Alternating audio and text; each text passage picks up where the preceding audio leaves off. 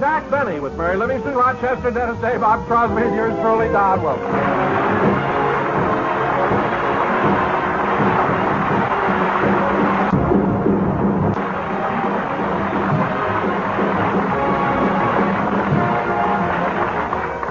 Ladies and gentlemen, last Sunday on his television show, Jack Benny acted both roles in that famous classic Dr. Jekyll and Mr. Hyde, which was written by Robert Louis Stevenson. That's right. Stevenson took a beating.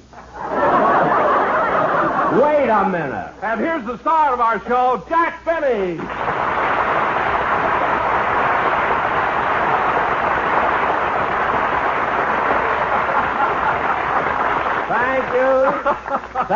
Thank you. Hello again. This is Jack Benny talking, and Don, 33-dimensional. Don, I want to ask you something about that introduction. Did you write that joke yourself? Well, I don't want to take all the credit. My wife helped me write that one. Oh, your wife. Your wife helped you, eh? Don, she's an actress, isn't she? Jack, you know very well that my wife is an actress. You've had her on your program many times. In fact, she was on just last week. That's right. Don, isn't it a shame that both of you are going to be out of work at the same time? I'm sorry you have no children. I'd enjoy firing them, too. Now, wait a minute, Jack. You can't fire me after all the years I've been with you. I started as your announcer in 1934, and during all these 19 years, I've given you loyalty and devotion. Some loyalty and devotion. Every time I cut your salary, you tell everybody.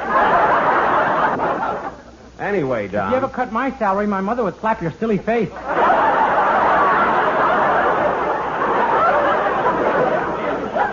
Dennis, in the first place, I wasn't talking to you. And in the second place, it's about time you showed up. How come you missed rehearsal today? I had a tooth pulled. Oh, well, then I'm sorry. Was the tooth giving you a lot of pain, Dennis? No. No.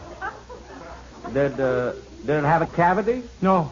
Then why in the world did you have your tooth pulled? Because the dentist owed me $10, and that was the only way I could collect.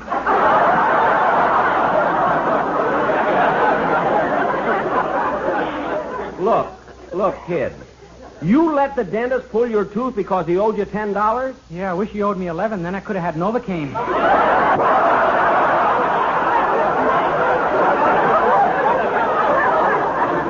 Well, I don't want to go into that anymore. I don't care whether Remley laughs or not. I don't want to go into it. Now, Dennis, look, I don't mind so much you're missing rehearsal. But the least you could have done is let me know. Well, I did. I called your house yesterday, and I told Rochester I couldn't be there. Oh, you did, eh? Well, I'm going to call Rochester and find out.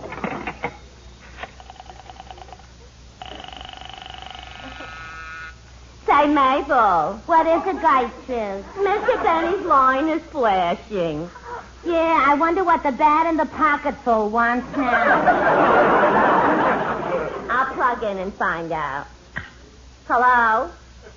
Yes, Mr. Benny. Very well, I'll see if I can get him for you.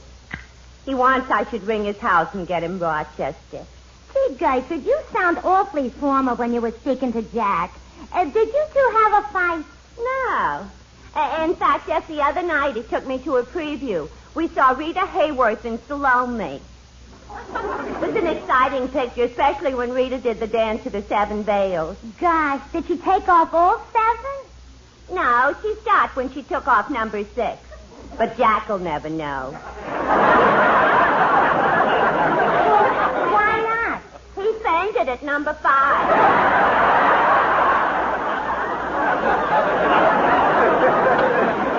Are you kidding? Jack really fainted? Yeah. He closed those baby blue eyes and slid right off the seat. Well, what do you know? Look, you've been seeing a lot of him lately, haven't you? Yeah.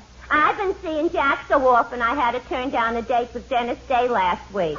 But look who's talking. Jeannie with the light brown teeth.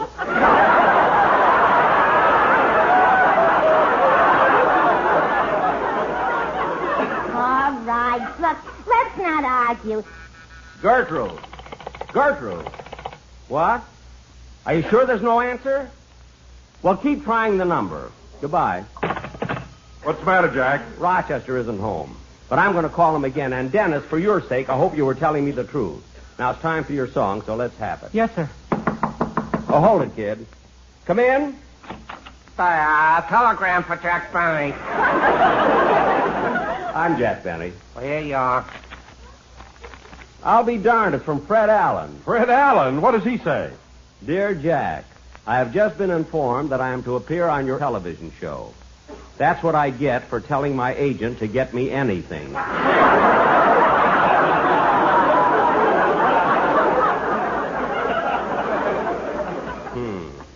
Now, come on, Dennis. Let's get on with it.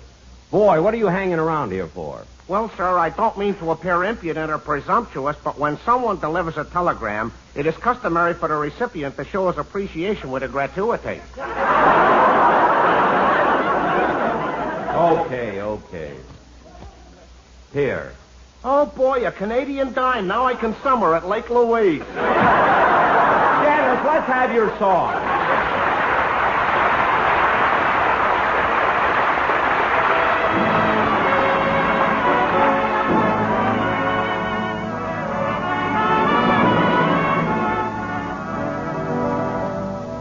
Pretend you're happy when you're blue.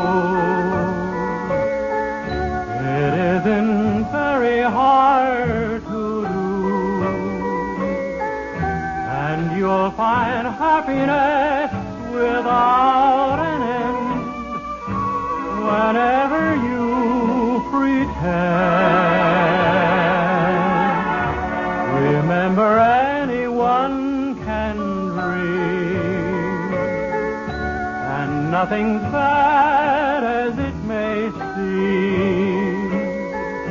The little things you haven't got could be a lot if you pretend. You'll find a love you can share, one you can call your own. Just close your eyes, she'll be there. You'll never be alone. And if you sing this melody, you'll be pretending just like me.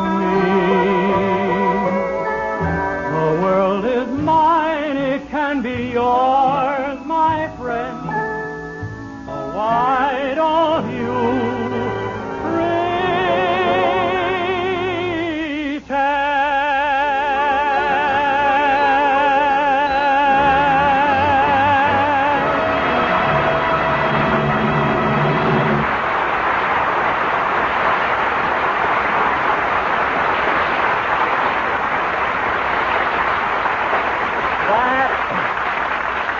That was Dennis Day singing Pretend. Very good, Dennis. It was excellent. And now, kids, we have a very important play to do tonight. Hey, where's Bob Crosby? Well, here I am. Bob, I just happened to think of something. You missed rehearsal, too. What's your excuse? Well, I had to go down to buy a little gift for Sammy's new baby. Sammy, the drummer's wife, had a baby? Mm-hmm. Gee, I didn't know that. Hey, remind me to send something, too. Eh? Okay. No, it's wonderful the way the presents have been rolling in. All the musicians sent gifts. Gosh, kidding. Bagby sent a little blanket. Wayne Songer sent a cute little dress.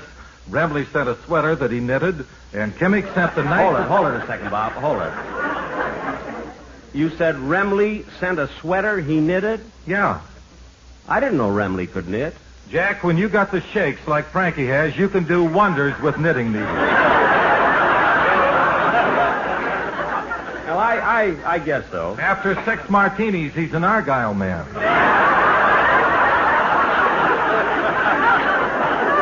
I figured. Now, kids, it's getting late, and I think we ought to start on the sketch we're going to do. Huh? What about the sketch, Mr. Benny? Well, it's based on that wonderful Universal International picture, Mississippi Gambler, starring Tyrone Power. I, of course, will play Tyrone Power's part. Wait a minute, Jack. Do you think you're the type? Well, He certainly is. He's young, handsome, and romantic, just like Tyrone Power. Oh, thanks, Dennis. You're loyal and devoted. I'm nuts, too.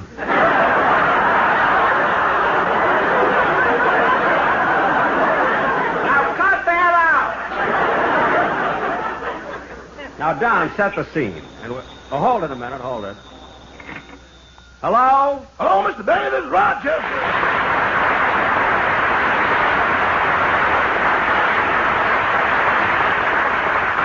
Rochester, I called you before and you were out. I had to go down to the market to do some shopping for the house. Oh, what'd you get? I got a half pound of hamburger, a can of peas, a can of beans, and a bale of alfalfa.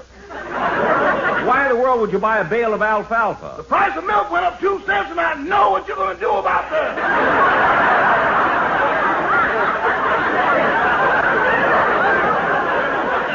I am not. They don't let you keep them in Beverly Hills.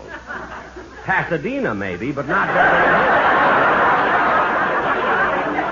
Now, Rochester, the reason I called is because Dennis Day said he phoned yesterday and told you he'd have to miss rehearsal. Oh, yes, boss. I forgot to tell you. Oh, you did, eh? Well, were there any calls today? Yes, sir. I have them right here. Let's see. The income tax department called. Income tax? What do they want? What do they want? Oh, it didn't concern you, boss. It was about the income I reported. Well, what was wrong with it? Nothing. They just called to offer their sympathy.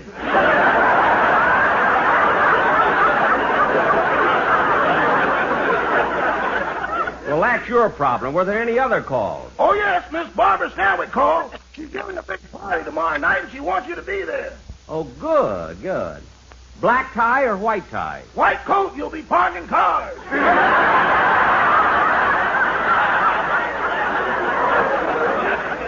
Oh, well, Rochester, put some new batteries in my flashlight.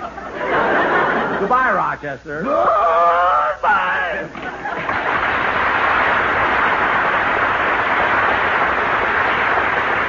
All right, Don.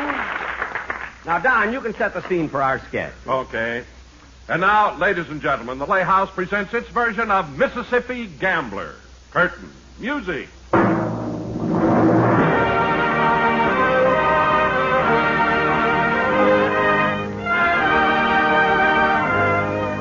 In the middle of the 19th century, the main artery of commerce and transportation between the North and the South was the Mississippi. Riverboats used to paddle their way up and down in a never-ending stream. Aboard these ships was cargo and passengers, and a special breed of these passengers was the Mississippi Gambler.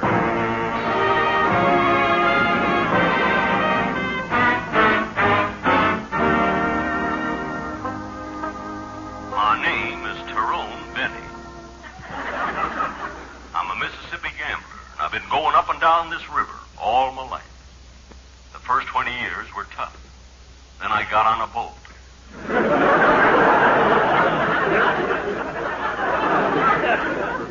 I don't remember much of my father, but my mother was a kindly woman, and she always tried to teach me right from wrong.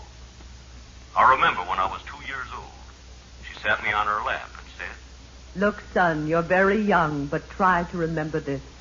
Never draw to an inside straight."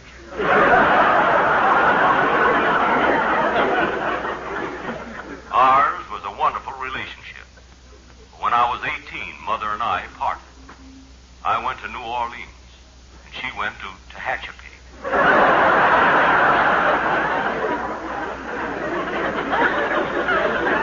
One day, my best friend, Robert Stonewall Crosby, and I found ourselves in St. Paul, and we boarded a riverboat back to New Orleans.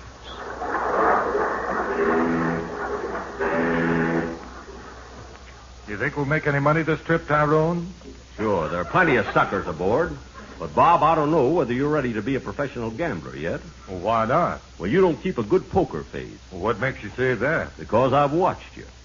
When you fill a full house, you're supposed to sit there with a vacant expression. Not jump up on your chair and sing 2 choruses of Oh Happy Day.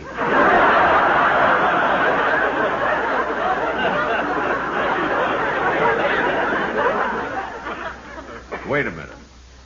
Here comes a couple of guys that look right for picking. Let me do the talking. Would you gentlemen care to while away the time in a friendly game of cards? Well, I don't mind if I do. I got $1,000 I can spare. And I got a Canadian time. You got your tip. Get out of here. Now, come on. We'll play some three-handed poker. Well, suits me. Here's the table. I'll deal.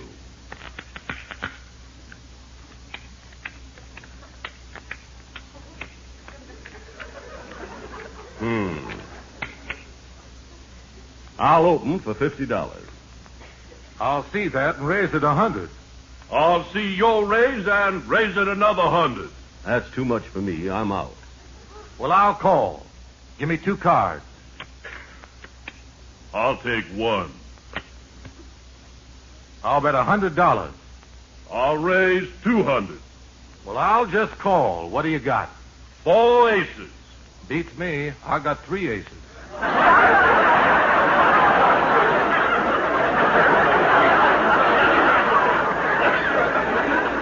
That's why I dropped out. I only had 2.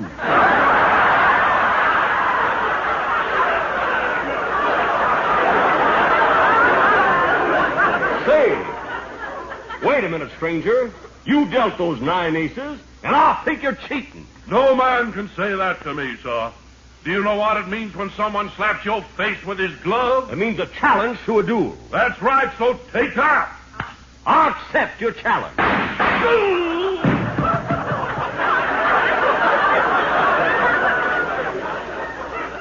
However, duels were small incidents on the river, and our boat pushed southwards. Our ride took us down past Wisconsin, Iowa, Illinois, and then Missouri.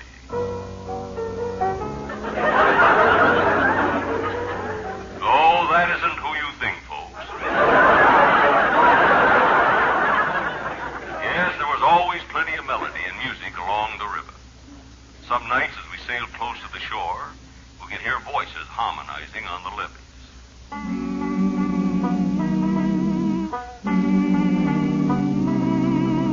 Roll on, river, roll. Up the lazy river by the all-mill run. That lazy, lazy river in the noonday sun. Linger in the shade of a kind old tree. Throw away your troubles, dream a dream with me. We're going up the lazy river where the robin's song awakes a bright new morning. We can loaf along. Blue skies up above, everyone's in love. Up the lazy river, how happy you can be. Up the lazy river with me.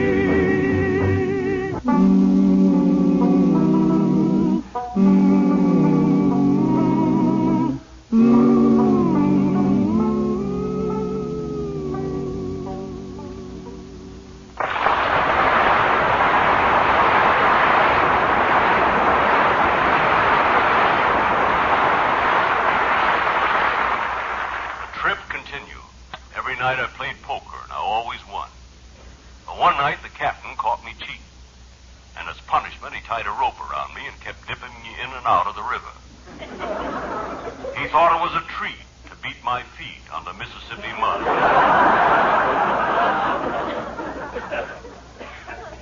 Shortly after this incident, that I met her. I remember when we were first introduced, she said, I am awfully glad to meet you, monsieur. And I hope you and I can become good friends. Very good friends. her name was Yvette. And she had come aboard that morning at Albuquerque.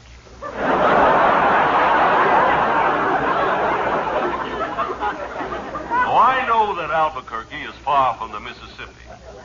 But for her, somehow the boat made it.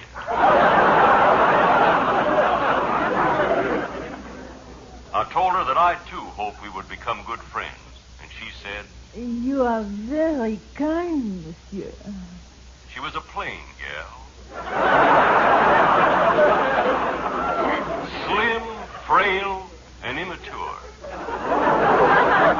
description was written before the part was cast.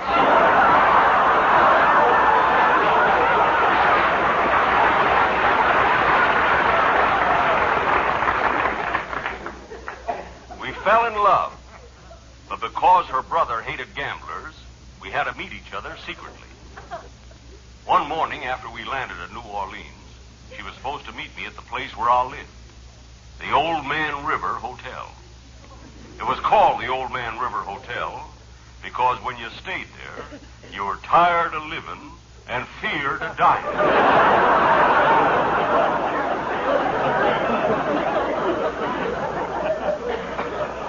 While waiting for her, I thought I'd have some breakfast and call room service. Soon the waiter was knocking at my door. Come in. Did you call for room service? Yes, I want some breakfast. Orange juice, coffee, and let's see, what can I have with the coffee? Well, we have toast, English muffins, donuts, and Cimarron rolls. What? Cimarron rolls. Look, waiter, bring me some orange juice, coffee, and a Cimarron roll. Okay, and you're lucky. Yesterday I couldn't have brought you any Cimarron rolls. Why not? We were out of cinnamon. All right, just go get it. He brought me my breakfast, and I finished it. And then Yvette arrived. She looked so beautiful standing there in her new knitted dress. I could tell it was newly knitted because a drunken guitar player was still working on it. Now, darling, you're here. Oh, yes, Jerome. I'm sorry to be late, but Don't talk. Just come into my arms. And let me kiss you.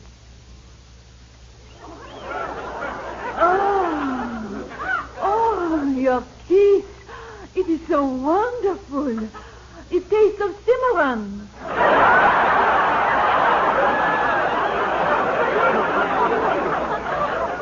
Cimarron?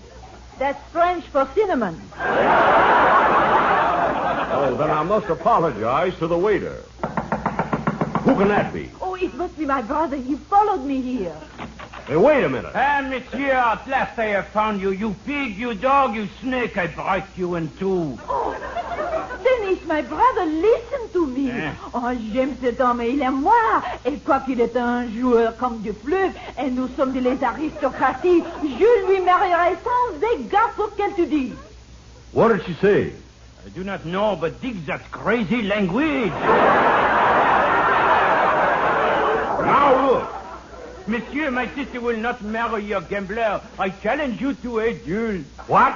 I slap your face with my glove. You're supposed to take your hand out of it first. But if you want a duel, draw your sword. En garde!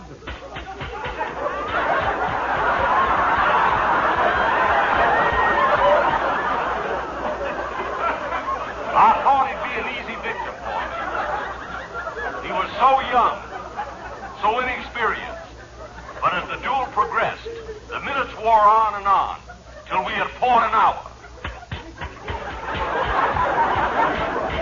Still we fought on with unabated fury, and another hour passed.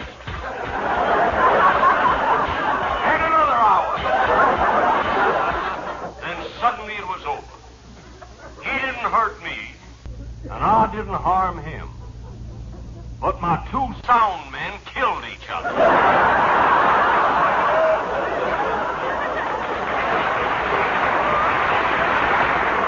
That is my story. The adventures of a Mississippi gambler.